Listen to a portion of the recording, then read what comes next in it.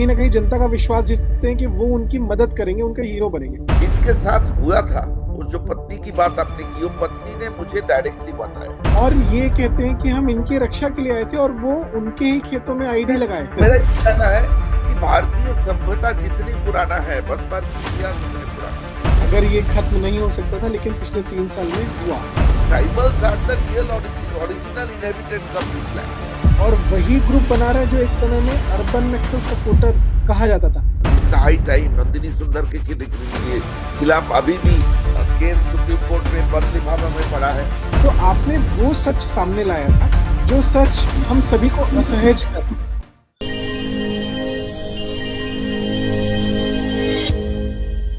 नमस्कार। माओवाद बीजिंग से बस्तर तक ये द नैरेटिव की एक खास सीरीज है जिसमें हम कम्युनिज्म माओइज्म की उस विचारधारा के बारे में बात कर रहे हैं जो ना सिर्फ आम लोगों का या जहां पर उसने सत्ता हासिल की, जहां पर उसने प्रभाव हासिल किया, जहां पर उसने अपनी पकड़ बनाई, उसी जगह पर उन्हीं लोगों का नरसंहार किया, उन्हीं लोगों का शोषण किया, उन्हीं लोगों के साथ हिंसा की जिनके नाम पर वो लड़ने का दावा करते रहे। वो चाहे चीन का तियानमेन चौक का नरसंहार हो या बस्तर में 4 दशकों तक चला हुआ माओवादी आतंक जिसमें आम बस्तर के ग्रामीण, आम जनजाति पिसते रहे।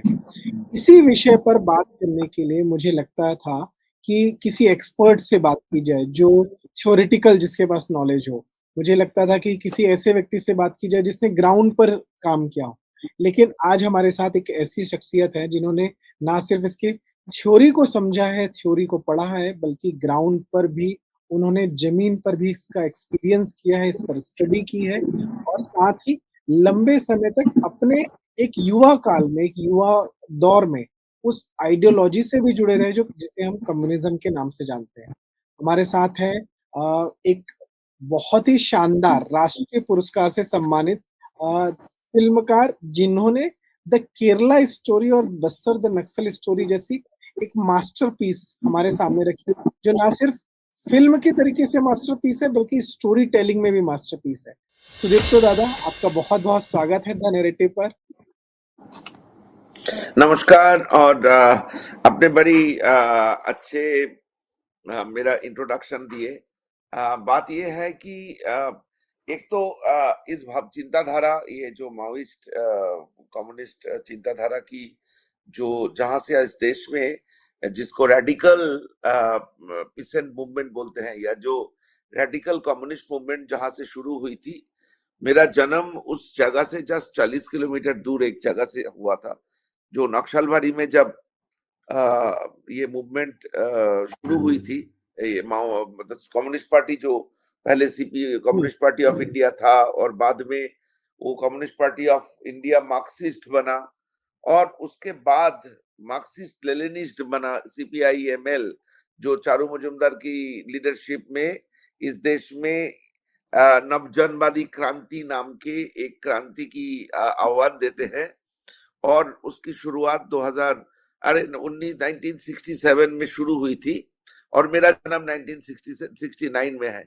तो आप बोल सकते हैं ठीक ये नक्सलवादी मूवमेंट या नक्सलाइट मूवमेंट या नवजनवादी क्रांति की जो शुरुआत हमारे देश में हुई, वो मेरे से 2 साल बड़े हैं। जी, बिल्कुल।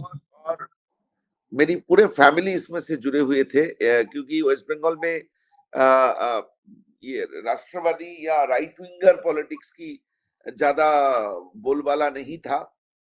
तो देश Bengal, particularly Bengal intelligentsia 2 part में डिवाइडेड था। एक था कांग्रेस और एक था कम्युनिस्ट। इसके अलावा तीसरा कोई भावधारा, चिंताधारा बंगाल में ज्यादा वो नहीं था, जमीन नहीं था उनके लिए। तो मेरी फैमिली बहुत क्लोज था कम्युनिस्ट मूवमेंट की, और मेरी सिस्टर बहुत ही एग्रेसिवली इस मूवमेंट के साथ जुड़े हुए थे। वो मतलब इमरजेंसी की टाइम पे अरेस्टेड भी हुए थे, बहुत टॉर्चर थ्रू भी गए हुए, बहुत ज्यादा टॉर्चर हुई उनके ऊपर सीआरपीएफ की।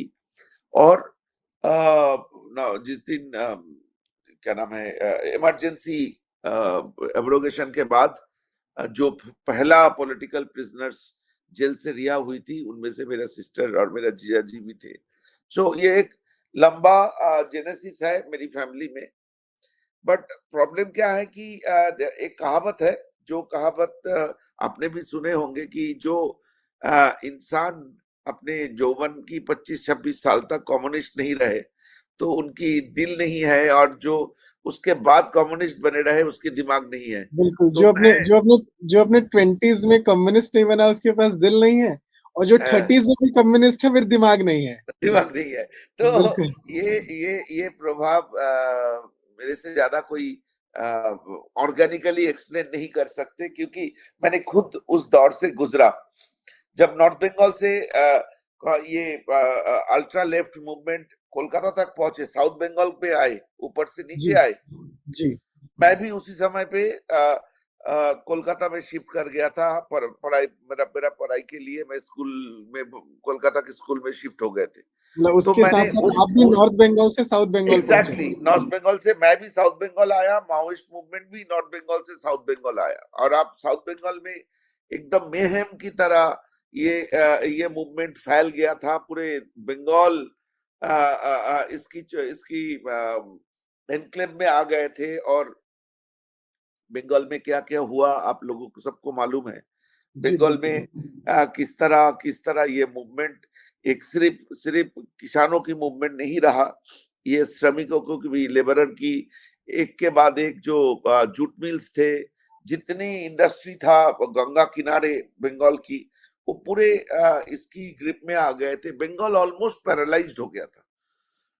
तो वो इसी 19 ये वही दौर था दादा जिस समय वो यूनियन पूरा शुरू हुआ कि कैसे यूनियन को आगे बढ़ाना है, एक्सपांड करना है। एग्जैक्टली और फिर वो एग्जैक्टली यूनियन के नाम पे ब्लैक मनी भी उस समय नहीं, देखी वहां गई पे है। ना क्या हुआ, तो वो तो एक था। एक्चुअली जब सीपीआई एमएल बना ना, तो एक बेजिंग डॉक्यूमेंट्स आ रहा था। हर 1 साल 2 साल में बेजिंग से डॉक्यूमेंट्स आ रहा था, जिसको बेजिंग डिक्लेरेशन बोला जाता था। क्योंकि जी, भारतीय जो माओइस्ट मूवमेंट है, ये चाइना की डायरेक्शन में चल रहा था। इनको कहना था चाइना की चेयरमैन हमारी चेयरमैन। जी, बिल्कुल। ये तो तो कोलकाता की सड़कों पर तक इन्होंने लिख दिया था कि China's chairman is our chairman. China की चेयरमैन हमारी चेयरमैन। तो वहां से डायरेक्टिव्स आते थे, जो उनका 7th डायरेक्टिव्स आया था। 7th डायरेक्टिव्स में ये था कि हर फैक्ट्री में एक लेबर यूनियन बनेगा। और लेबर यूनियन था, लेकिन ये जो रेडिकल मूवमेंट, जो इसमें रेडिकल एलिमेंट इसमें जो जोड़ना, वो वही पोस्ट पोस्ट इमरजेंसी ये शुरू हो गया था। और ये बड़ा खतरनाक मूवमेंट था। आपको सुने होंगे, प्रेसिडेंसी कॉलेज की बाहर एक बरगद की पेड़ जी, है, एक सुबह उठ के हम लोगों ने देखा कि 12 डेड बॉडी टांगे हुए हैं उस पेड़ में। तो इस तरह की बड़े सारे कहानियां हैं, कैसे रातों रात कोलकाता में सारे मूर्तियां तोड़े गए थे। रातों रात कोलकाता में कितने सारे लॉयर और टीचर्स को मारा गया था। कितने सारे, मतलब, और एक के बाद एक फैक्ट्रीज बंद हो रहा था, क्योंकि लेबर यूनियन इतनी ताकतवर हो गया था। वो एक अद्भुत दौर था। और ये खत्म काम होते होते करीबन 1982, मतलब 77 में ज्योति बसु की गवर्नमेंट आया।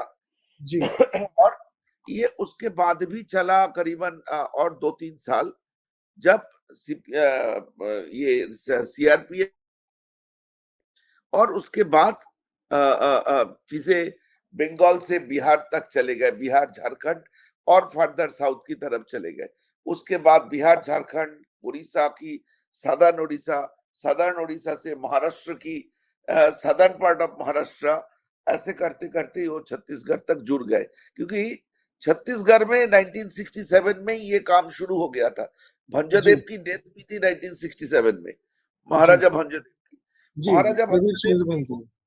महाराजा भंजदेव की डेथ बस्तर में, अबुझमार में माओइस्टों की घर बनाना, क्योंकि उस समय पे एक वो थे, ब्रह्मदत्त थे, जो डिस्ट्रिक्ट मजिस्ट्रेट थे उस समय पे जी, बस्तर की।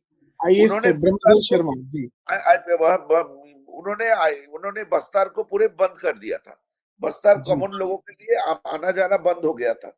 और ये बंद होने से क्या हुआ,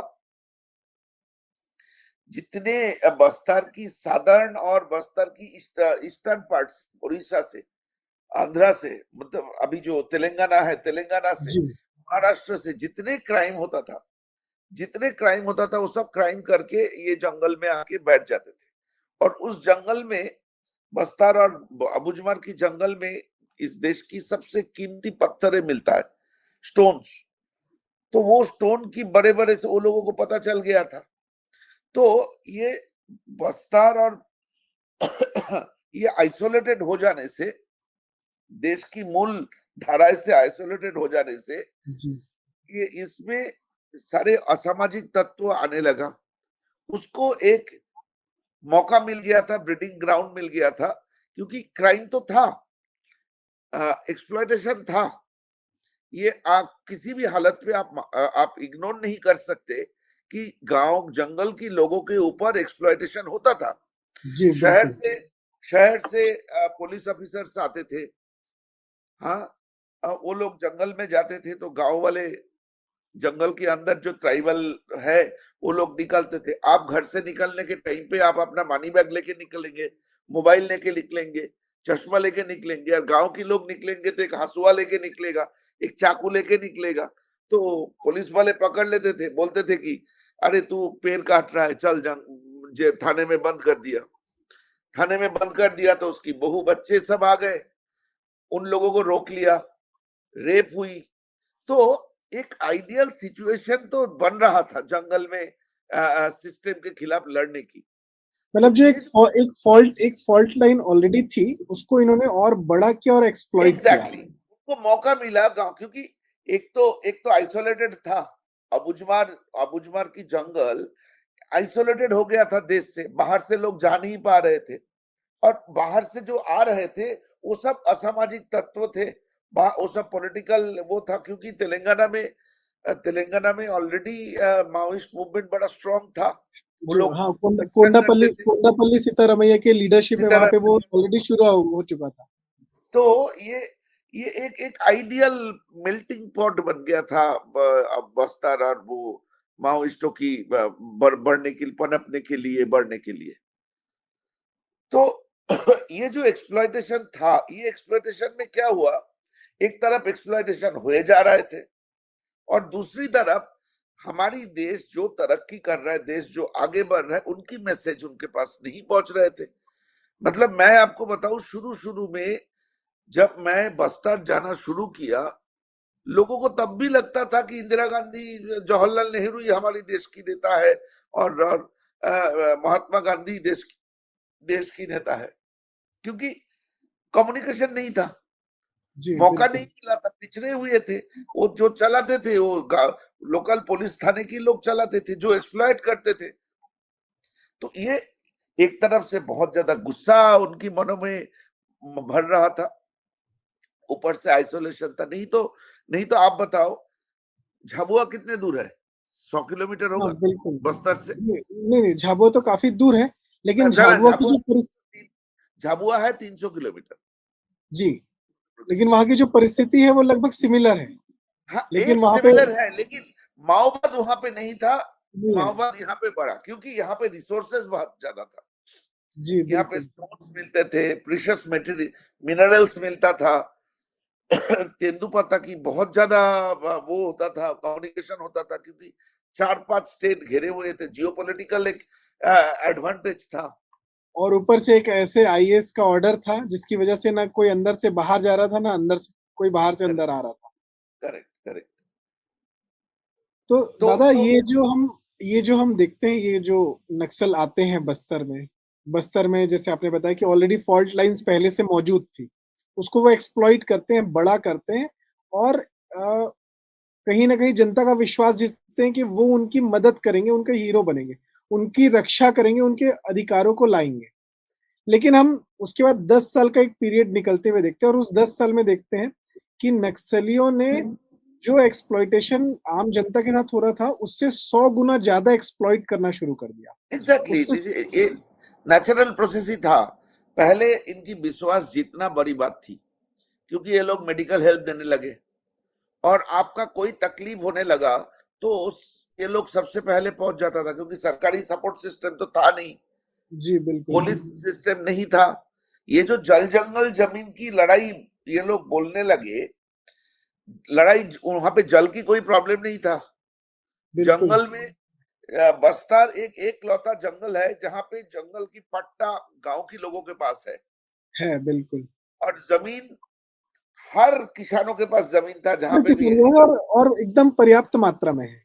बड़े वक्त था। तो अभी क्या हुआ, अभी अभी ये इन लोगों के साथ एक ऐसा परिचय करवा दिया गया था, पुलिस मतलब विलेन, तुम्हें अगर कोई बचा सकता है तो हम बचा सकते हैं। और नेचुरली जब ऐसा हुआ तो एक्सप्लॉइटेटिव सिस्टम आ जाना बड़ा आसान था। आपको मैं आपको मैं हेल्थ की सपोर्ट दूंगा, घर की कोई औरत की डिलीवरी करवाना है, कोई सरकारी हॉस्पिटल तो था नहीं, ये लोग शहर से डॉक्टर लेके आते थे इनकी हेल्थ कैंप करवाने के लिए। तो एक ऐसा 2-3 जनरेशन इन लोगों ने क्रिएट किए जिनको सिर्फ और सिर्फ पुलिस को, हमारी देश की सिस्टम को नफरत करने सिखाया था। जी, तो और ये नफरत को ये लोग उसी जगह पे स्ट्रीमिंग करते थे ताकि उनकी उनकी मतलब बरकरार रहे, उनकी पावर बरकरार रहे। और पावर को एग्जिबिट करने के लिए आपको 2-4 थप्पड़ मारना पड़ेगा, 2-4 का गला काटना पड़ेगा, तभी जाके आप पावर एग्जर्ट कर सकते हो। ये ये जो हम जन अदालत लगाते हैं इनकी, इनको भी मालूम है जन अदालत basically it's their way of exhibiting their power. मतलब आप दोबारा बात नहीं कर। मैं जन अदालत वाले में आ रहा था दादा। आपकी फ़िल्म में ही जन अदालत का एक सीन है, जिसमें एक व्यक्ति होता है बस्तर का, जो अपने बच्चे के स्कूल में एडमिशन कराने के कारण से शहर गया होता है और शहर से वो आता है और उस पर मुखबिरी का आरोप लगा दिया जाता है। और मुखबिरी के आरोप पे एक मैं उसको हमेशा फर्जी जन अदालत कहता हूँ, जन अदालत भी नहीं है वो, क्योंकि उसमें जनता का तो कोई ओपिनियन होता ही नहीं है। तो उस फर्जी जन अदालत को लगाया जाता है और नक्सली वहाँ पर उसे मौत की सज़ा दे देते हैं, जहाँ पर उसकी पत्नी भी फिर उस असहाय स्थिति में रहती है। तो ये बिल्कुल। जन अदालत को आपने जो करीब से बस्तर में समझा, देखा, इसकी एक्चुअल हिपोक्रेसी क्या है जो माओवादी कहते हैं और जन अदालत के माध्यम से पेश करते हैं?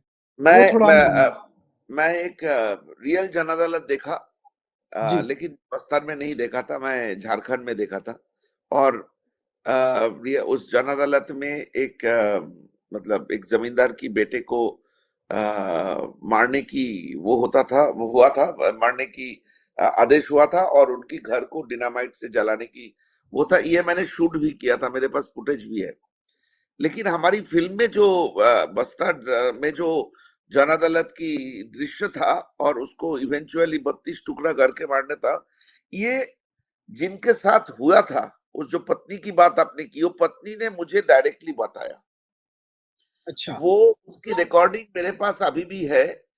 मैं आप बिलीव करो, वहां पे जो जो चीज आपने मेरी फिल्म में देखा, वो मैंने अपने से एक भी चीज ऐड नहीं किया। उन्होंने जो जो जैसे जैसे बोला कि कौन सी पेड़ बगल में था, उस पेड़ में एक दो बंदे को टांगे हुए थे, उसको मारे जा रहे थे, उनके हस्बैंड को लेके आया, वो जो सिर्फ नाम बदल दिया, जो मार रहे थे, जो उसका जी, टुकड़े कर रहे थे, उसको हमारी सिनेमैटिक लिबर्टी था तो उसका नाम हमने लंका रेड्डी दिए। लेकिन उसको जैसे जैसे काटा गया था, उसके बाद उसकी खून से उसको दीवार को रंगने के लिए बोला था, वो गिर गए थे।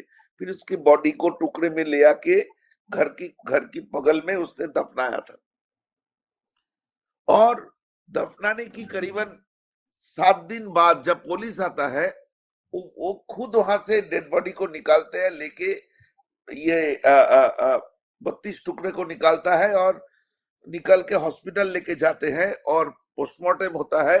और उस पोस्टमार्टम की रिपोर्ट के बेसिस पे इसको एसपीओ की नौकरी मिलता है। ये आप मतलब सोच सकते हो कि ऐसा भी कोई घटना एक महिला की जिंदगी में हो सकता है, उनकी बच्चे के सामने। और ये नक्सली इन्हीं की रक्षा के लिए बोलते हैं कि हम इनके लिए काम कर रहे थे।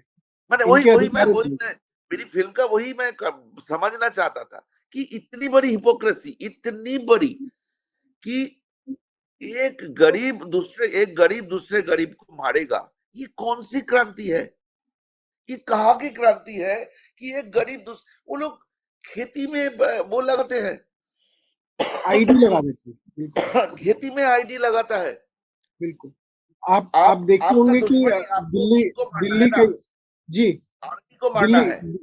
दिल्ली कई लोग गए थे रायपुर से, आप देखे होंगे, जिनके हाँ, हाथ नहीं थे, पैर नहीं थे, आंखें चली गई थी, और ये कहते हैं कि हम इनकी रक्षा के लिए आए थे, और वो उनके ही खेतों में आईडी लगाए। खेती में कभी भी सिक्योरिटी फोर्सेस खेती में से नहीं चलते हैं। वो बिल्कुल। खेती के बीच में जो रास्ता है उस रास्ते से चलता है, या पक्का रास्ते से चलते जी। हैं, जंगल में घुसते हैं।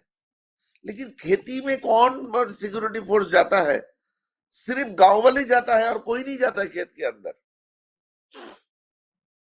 और वहां पे आपकी आईडी। आपकी आपकी फिल्म में दादा स्कूल टूटते हुए भी दृश्य थे कि नक्सलियों ने स्कूल तोड़ा, मोबाइल के टावर तोड़ दिए, सड़कों को काट दिया।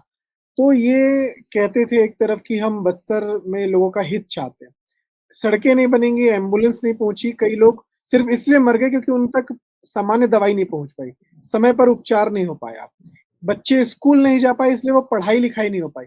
लगभग लगभग 3 से 4 जनरेशन पीछे हो गई बस्तर की। बिल्कुल, बिल्कुल, उसके जिम्मेदार कौन है?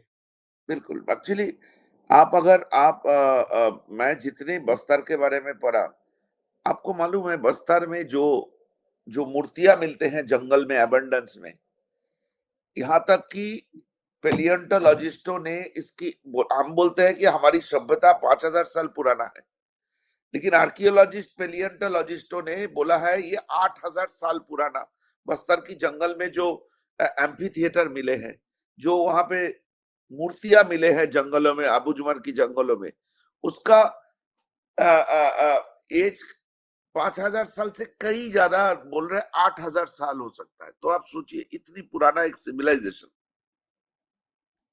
इतनी पुराना भारतीय परंपरा, मतलब वो है ना, बिल्कुल वो बिल्कुल बिल्कुल, ये वो तो वो झूठे सनातन, बेर अपने खाने की सनातन कहानी भारतीय बोला परंपरा का जाता अंग है, ही है। झूठे झूठे बेर खाने की, वो भी उस नदी के किनारे हुई थी। बस्तर में जो नदी है, इंद्रावती नदी।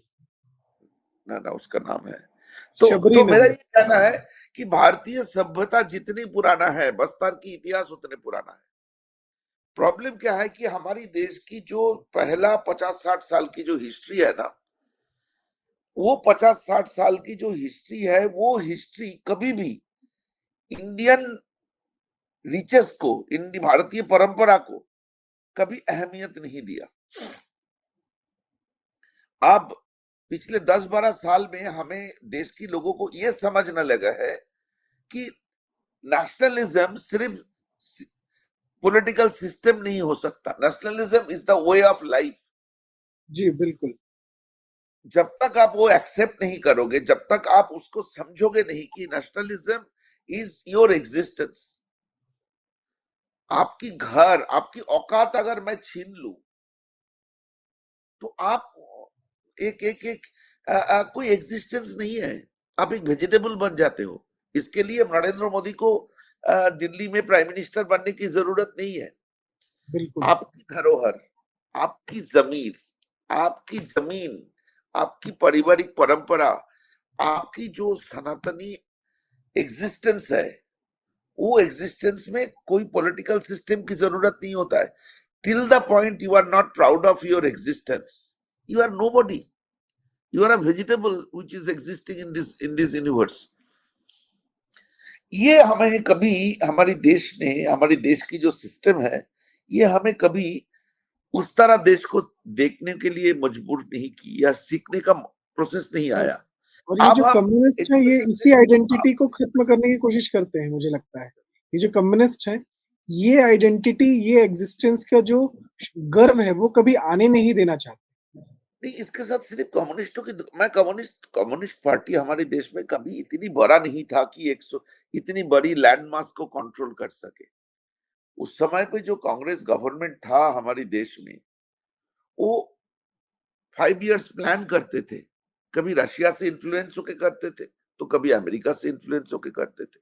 जापान 1946 में स्मैश हो गया था, जी, बिल्कुल। खत्म हो गया था।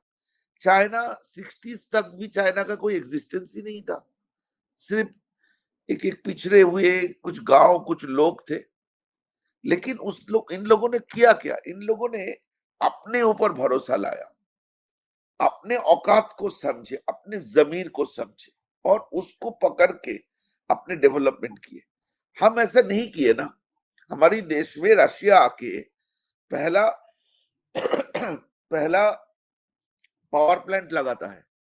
बिल्कुल। तो इस तरह की जब कोई डील होता है ना, ये बोला जाता है तुम पहला लगा दो, दूसरे भी तुम लगाओगे, लेकिन तुम हमारी इंजीनियर्स को ट्रेनिंग करोगे कि कैसे किया, और तीसरा जो होगा वो हम लगाएंगे। This is the process of international trade. जी, बिल्कुल। इंडिया में पहला बना रशिया ने बनाया, दूसरा बना रशिया। इंडियन इंजीनियर्स को घुसने नहीं देते थे, एक एक करके। मतलब टिल होमी जहांगीर भाभा आके इंडिया का इंडिजिनियस पावर प्लांट बनाया, न्यूक्लियर पावर प्लांट बनाया, उससे पहले सारे के सारे रशिया ने बना के गए हैं। और जी, इंडियन एक भी इंजीनियर एम्पावर्ड नहीं हुई। तो मेरा ये कहना है कि जब तक ना आप अपने जमीन के साथ आपकी रिलेशन, अपना आत्मीयता, आपकी कनेक्टिविटी, तो बस्तर की तरह, माओइस्ट मूवमेंट की तरह, क्योंकि ये लोग तो ही चाहते थे, ये लोग रहते जी, तो इधर थे, लेकिन चाइना को अपना देश मानते थे, चाइना का चेयरमैन को खुद की चेयरमैन बोलते थे। और और इसको परवाह कौन देता था, जो दिल्ली में गवर्नमेंट है। बिल्कुल। आप बताओ ना, ये लोग चाइना के साथ 2 लड़ाई लड़ लिए, पाकिस्तान के साथ 3 लड़ाई लड़ लिए, बस्तर को खाली नहीं कर सकता था। कर एक छोटा सकते सा थे, बिल्कुल। 10,000 स्क्वायर किलोमीटर का एक छोटा सा जंगल है, जितने 10-15 हजार बच्चे बंदूक लेके घूम रहा था। क्या टाइम लगता है इसको करने के लिए, गया ना। नहीं, हमने 3 साल देखा में, कि जब जब पिछले सरकार ने 3 साल चाहा में तो खाली हुआ। हुआ ना, पिछले बिल्कुल। 3 साल में खाली हुआ ना। सिर्फ आपको एक इच्छा चाहिए होता है, सदिच्छा चाहिए होता है। दादा, लेकिन एक प्रश्न मेरा और है गंभीर, क्योंकि अब आपने कहा कि हुआ, अगर ये खत्म नहीं हो सकता था, लेकिन पिछले 3 साल में हुआ, किया गया। लेकिन आपकी फिल्म में ही एक जिक्र होता है अर्बन नेटवर्क का, अर्बन जो इनका पूरा सिस्टम है उसका, अर्बन नक्सल को लेकर भी कहा जाता है। और अब जब हम देख रहे हैं कि अभी भी हम बोलते हैं कि सशस्त्र माओवाद खत्म हुआ है, माओवाद या नक्सलवाद खत्म नहीं हुआ है अभी भी। मैं सशस्त्र नहीं मानता बंदूक खत्म वाले, हुआ। आपने बंदूक वाले, बिल्कुल सही, बिल्कुल आपने बंदूक बिल्कुल वाले। सही बोला। जी, तो वो बंदूक अर्बन का अर्बन बंदूक नेटवर्क, का कोई, दादा आपका जो अनुभव रहा अर्बन नेटवर्क को लेकर, और अभी आगे आने वाली जो चुनौती हो सकती है अर्बन नेटवर्क को लेकर, वो थोड़ा एक्सप्लेन एक बार हम चाहेंगे। हाँ, बात ये है कि मुझे नहीं लगता है खत्म हुआ है, टू बी वेरी ऑनेस्ट। मैं सबसे ज्यादा खुश होऊंगा जिस दिन सही मायने में खत्म होगा, लेकिन मुझे नहीं लगता है कि खत्म हुआ है। कुछ 10-12 हजार था अंदर लास्ट, मैंने जो, जब मैं फिल्म बना रहा था तो 7,500-8,000 बंदूकधारी अंदर था।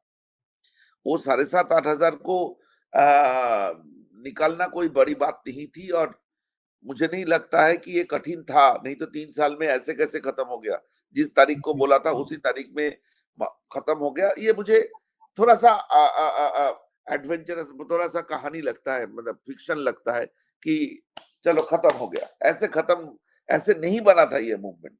ये मूवमेंट की कुछ कारण था बनने की। तो मैं अर्बन सपोर्ट सिस्टम के बारे में बात बोलने से पहले मुझे जो ये लगा, मैं जब लास्ट 3-4 साल से, 5 साल से मैं बहुत क्लोजली देखा जो बस्तर पुलिस, मतलब मैं आईजी सुंदर राजन जी के साथ मैंने कई जगह पे गए उनकी एक्टिविटी देखने के लिए।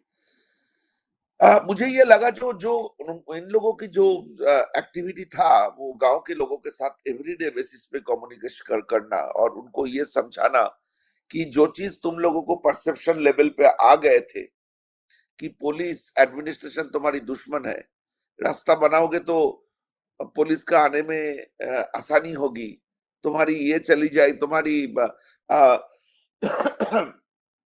जमीन के ऊपर तुम्हारा कंट्रोल, ये जो इनकी जो एक एक एक एक ब्रेन वॉश की, एक एक एक जो प्रोसेस था, इसको दूर करने के लिए एक जेन्युइनली कुछ प्रोसेस चलाया गया था।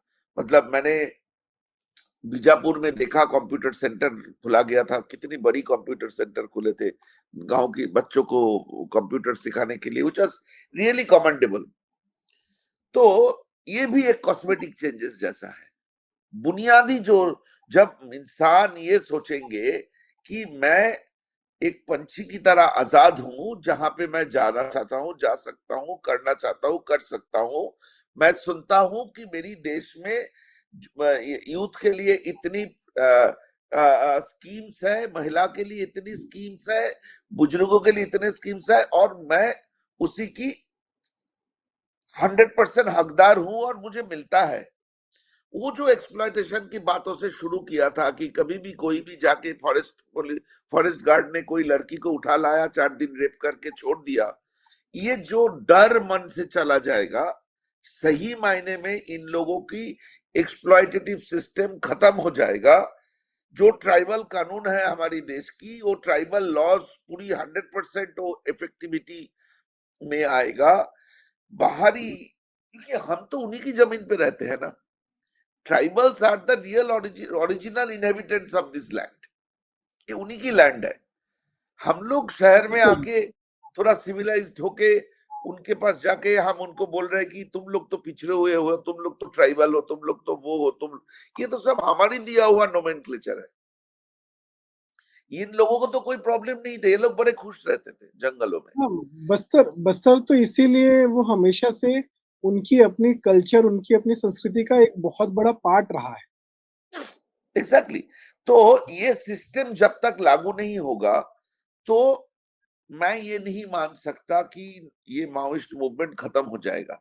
जरूर आपने सही बोला कि बंदूक की लड़ाई खत्म हो जाएगा, शायद बंदूक की लड़ाई खत्म हो जाएगा, लेकिन जो लड़ाई बड़ा सबसे कठिन लड़ाई है, वो है विचार की लड़ाई, सोच की लड़ाई। वो लड़ाई खत्म करने के लिए हमारे पास क्या स्कीम है? हमने 31 मार्च 2026 को देश को नक्सल मुक्त कर दिया, लेकिन ये सोच मुक्त करने के लिए कब की डेडलाइन है, और वो जी। डेडलाइन के लिए हम क्या काम कर रहे हैं? That is the pertinent question at this point of time.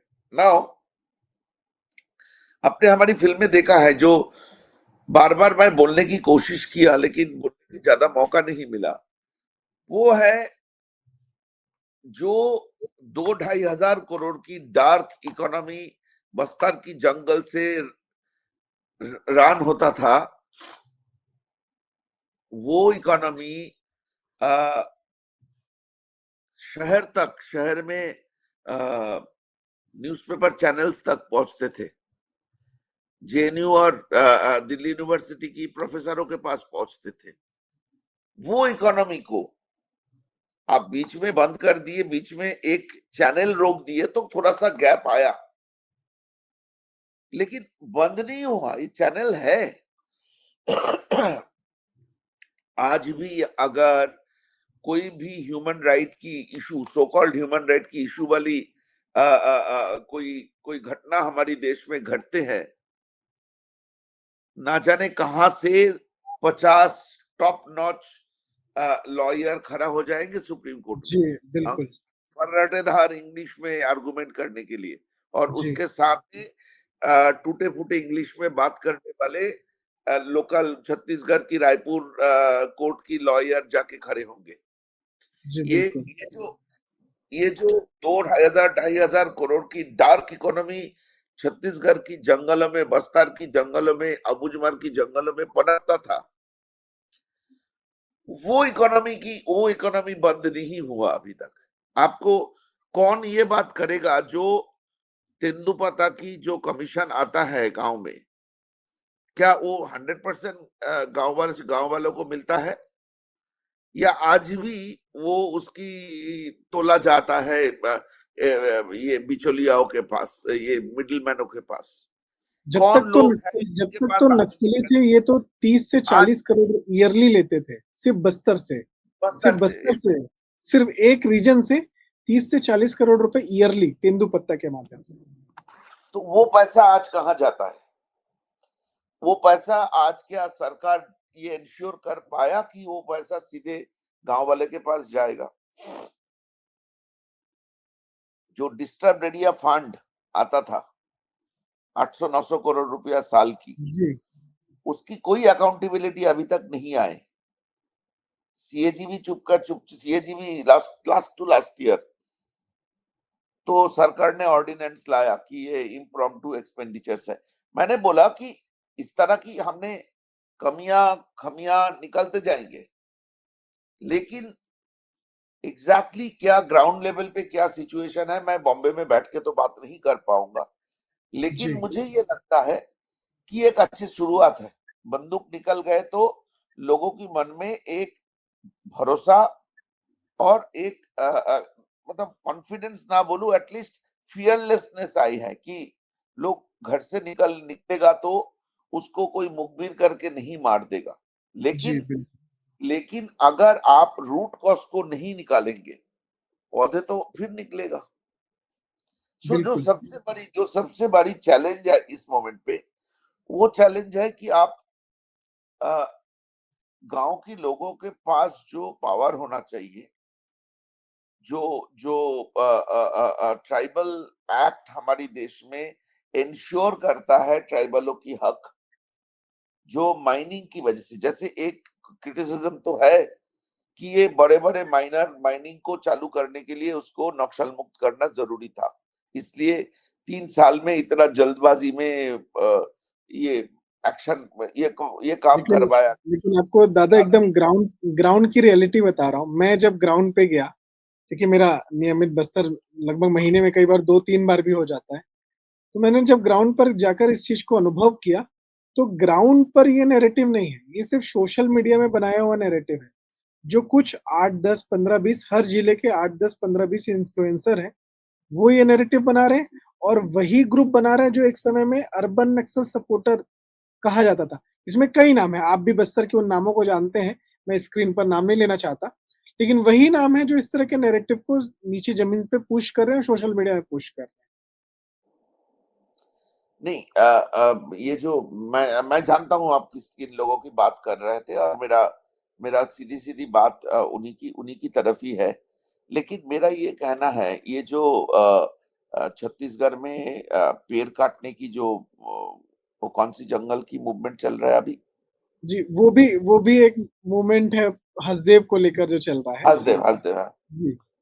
हाँ, उसके बारे में आप बताइए क्या बोल रहे थे? जी, उसको लेकर भी ऐसा ही है कि जो हम सोशल मीडिया में देख रहे हैं, ज़मीनी वास्तविकता उससे बिल्कुल अलग है। हाँ, कैसे? क्योंकि वो जो एरिया जितना दिखाया जा रहा है, वो एक्चुअली वैसा एरिया नहीं है और वो ऑलरेडी पहले से ही क्लियर था कि उतने पेड़ कटने वाले हैं। अब जैसे मेरा एक हमने एक युवाओं के बीच एक छोटा डिस्कशन पैनल रखा था। तो युवाओं से मैंने पूछा कि आप सभी से मैंने पूछा कि आपके घर कितना बड़ा है, क्या है, कैसा है? घर में कितने एसी हैं? तो ऑन एन एवरेज सभी का घर लगभग 1 फ्लोर, 2 फ्लोर, 3 फ्लोर का। सभी के घर में 3-3, 4-4 एसी हैं। किसी के पास 2 मोबाइल है, किसी के पास ईवी गाड़ियाँ हैं आजकल। किसी को अपने दरवाजे पे बड़ा लोहे का गेट चाहिए होता है, एक बड़ा गेट। तो मैंने कहा कि जब आपको लोहे का गेट बड़ा चाहिए, तो आपको लोहा भी चाहिए। आपके घर में 4 एसी चलानी है तो आपको कोयला तो चाहिए ही बिजली के लिए। आपको 2 फ़ोन चार्ज करना है, 3 लैपटॉप चार्ज करना है, ग्राफ़िक डिज़ाइनिंग और क्या बोलते हैं आपका क्रिप्टो माइनिंग करनी है तो आपको और हाई पावर वाला कूलिंग सिस्टम वाला एसी और सिस्टम चाहिए, तो आपको इलेक्ट्रिसिटी चाहिए। तो ये जो पेड़ कट रहे हैं, कोयला निकल रहा है, लोहा निकल रहा है, ये कहीं न कहीं एक कलेक्टिव ज़िम्मेदारी है हमारी। पहले हमारे घरों के दरवाजे सामान्य लकड़ी के होते थे, लेकिन अब हमको एक बड़ा आलीशान लोहे का दरवाज़ा चाहिए होता है। पहले घरों बहुत में कूलर से काम चल जाता था, लेकिन अब हर कमरे में एसी होता है और ऑफ़िसेज़ में हमारे एक वो सेंट्रलाइज़्ड एसी होता है, तो बिजली तो चाहिए ही। बहुत अच्छी बात की आपने। तो ये तो मैं युवाओं ये के बोल रहा हूँ, डिस्कशन में ये आउटपुट निकला। ये बहुत अच्छी, इस तरह की कॉन्फिडेंस बिल्डिंग प्रोग्राम होना चाहिए। इस तरह की बातें लोगों के, गांव के लोगों के साथ शेयर करना चाहिए। हाँ, और ये जो मैंने कहा, एक बीबीसी का, बीबीसी या अल जजीरा, सोनी सोरी का अभी वो ये लिए है, इंटरव्यू लिए है उनको। वो मैं बिल्कुल आपकी बातों से सहमत हूँ कि इनकी अभी का प्रोपागेंडा का ये एक जरिया रह गया है कि अ, अदानी को लेके आना है और इंडस्ट्रियलिस्ट को लेके आएंगे, माइनिंग होगा, ये बायलाडीला का दो दो पहाड़ लीज पे दे दिया गया है, ये सब बातें। मेरा मेरा मैं कोई इंडिविजुअल कॉन्वर्सेशन में नहीं, मैं एक जनरली बोलना चाहता हूँ कि जब तक ना गांव की लोगों की कॉन्फिडेंस वापस आएगा, जी, तब तक आप वल्नरेबल रहेंगे, तब तक आपके पास चांसेस होगा कि ये दोबारा वापस घूम के वापस आए। जी, जब तक गांव गांव के लोग एम्पावर्ड समझेंगे, गांव के लोग ये समझेंगे कि ये जमीन मेरी है, ये जंगल मेरा है, और अभी तक जो चल रहा था माओवादियों के नाम पे, वो कंप्लीटली एक प्रोपागेंडा था हमसे दुनिया को अलग करने के लिए। कॉन्फिडेंस बिल्डिंग एक्सरसाइज अगर हो जाए और हमारी दिल्ली सरकार का जो जो नी जर्किंग वो होता है, रिस्पॉन्स होता है, जी, मुझे ये लगता है कि वो सारे केसेस अभी खुलना चाहिए। This is the high time. Nandini सुंदर के लिए खिलाफ अभी भी केस सुप्रीम कोर्ट में बंद लिफाफा में पड़ा है। जी, आ, बिल्कुल। ये इन लोगों की एक एक कारनामे दोबारा रिव्यू होना चाहिए।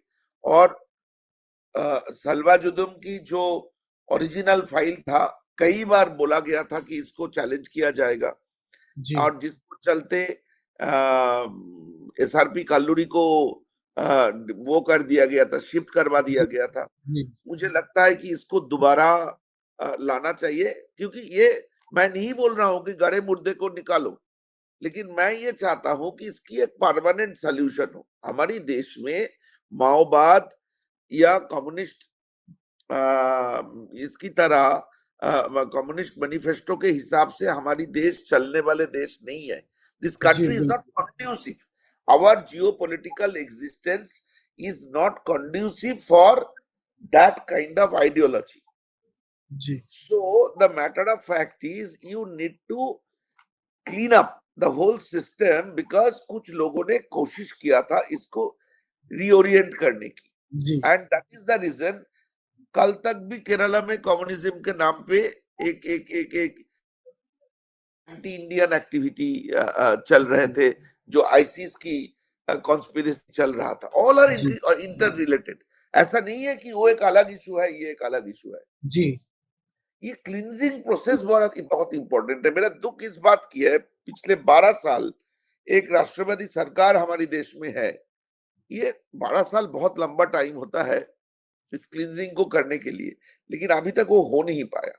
सो खुशी तो बहुत है कि जी, अ, बस्तर की जंगल में हम आराम से घूम सकते हैं।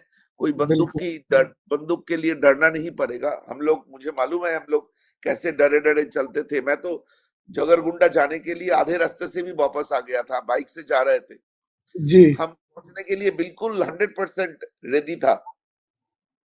और तो अब ऐसा है दादा कि आप जगरगुंडा में नाइट कैंपिंग कर सकते हैं। तो वही तो बोल रहा हूँ कि उसी समय पे हम लोग गए, जो जगरगुंडा जाने के लिए जान, मतलब रास्ता नहीं था। ये अमन भदौरिया करके एक जर्नलिस्ट है, उसकी बाइक के पीछे चढ़ के मैं जा रहा था। जी, उसको तो मतलब ये सब किए। तो मुझे ये लगता है कि आज ये सोचने की टाइम है कि ये दोबारा रीसेट ना हो जाए, और सही मायने में हम बस्तर और अबूझमार की सेलिब्रेट कर पाए, क्योंकि दे जी, are like, they have the evidences of being Indian civilization, 8,000 जी, years old इंडियन जी। सिविलाइजेशन। दादा जैसे आपने कहा कि सॉल्यूशन लाने की आवश्यकता है, उस समय के जो सारे परत है, आप बोल रहे हैं कि गड़े मुर्दे नहीं उखाड़ने, तो मैं कहूँ कि सॉल्यूशन के साथ सच भी लाने की आवश्यकता है। जैसे आपने अपनी फ़िल्मों के माध्यम से सच को लाए और आपकी जो दोनों फ़िल्में हैं, जो 2 सबसे ज़्यादा चर्चित फ़िल्में हैं, चाहे वो केरला स्टोरी हो, चाहे वो बस्तर द नक्सल स्टोरी हो, खासकर मैं बस्तर के विषय पे बात करूँगा क्योंकि आज का विषय वही है।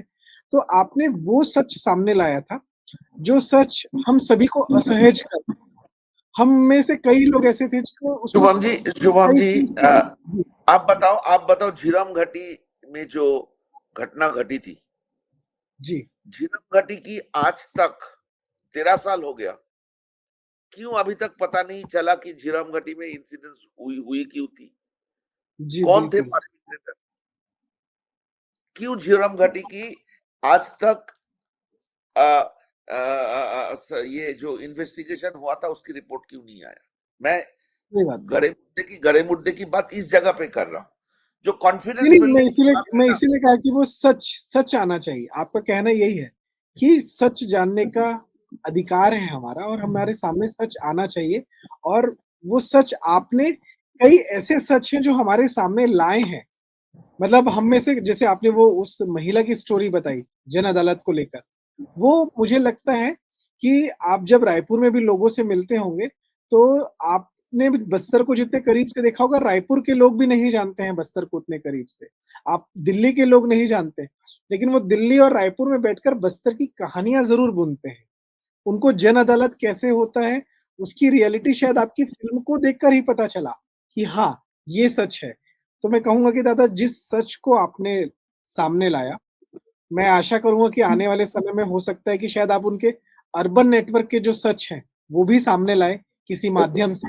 हो सकता है कि हम वो फ़िल्म कोशिश हो। शुभम जी, आपको कुछ गुड न्यूज दी कि हम लोग कोशिश कर रहे हैं कि जी, बस्तर जो फिल्म बनाए थे उसकी उसको खत्म फिल्म खत्म नहीं हुआ। मतलब जी, कई बार बातें हुई। कहानी खत्म नहीं हुई है। लंका रेड्डी को मार दिए थे, जो जी, एक हिंदी में एक फिल्म बना था कंपनी। कंपनी में ये जी, डायलॉग था। अमिताभ बच्चन की जो कैरेक्टर था ना, भूषण नागरे, जी, भूषण नागरे को मारने के लिए दुबई से लोग आए थे। तो जो अपोज जो विलेन था वो बोल रहा है, तुम भूषण नागरे को तो मार दोगे लेकिन उसकी सोच को कैसे मारोगे? तो हाँ, वो सोच को मारने वाली जो बात था ना, वो हमारा काम है, आपकी काम है शुभम जी, जी, मेरी काम है। तो मैं जी, जी, एक बिल्कुल। सेकेंड मतलब बस्तर करके जो फिल्म था उसकी एक कॉन्क्लूसिव फिल्म मैं बनाना चाहता हूँ। तो उसके लिए स्क्रिप्ट का काम चल रहा है। जल्दी जल्दी आप लोगों को पता नहीं, आपको चलेगा। बहुत-बहुत अग्रिम शुभकामनाएँ हैं उसके लिए और हमारी पूरी टीम, द नैरेटिव की पूरी टीम आपके लिए इस प्रोजेक्ट में कुछ भी सहयोग हो, तो हम बिल्कुल खड़े हैं। हमारी एब्सोल्युटली। पब्लिक खड़ी है। अगर आपको कुछ भी लगेगा, हम द नैरेटिव के नाम माध्यम से भी पब्लिक से अपील करेंगे कि उनके पास जो स्टोरीज़ हैं, वो हमें बताएँ और हम उन स्टोरीज़ को भी फ़िल्टर करके ज़रूर शामिल करेंगे। बहुत-बहुत धन्यवाद दादा, आपने इस पूरे थैंक विषय यू। को, इस पूरे बहुत अच्छा जानकारी लगा को आपसे बात करके। नहीं, जी, आपसे बात करना बहुत-बहुत मेरे लिए हमेशा अच्छा एक वो है, अपॉर्चुनिटी है, लेकिन आज स्पेशली अच्छा लगा। नहीं, नहीं, थैंक यू बहुत सो मच। धन्यवाद दादा। आपको आपने thank the you so narrative much. को टाइम दिया उसके लिए बहुत धन्यवाद। Thank you so much. Okay, नमस्ते।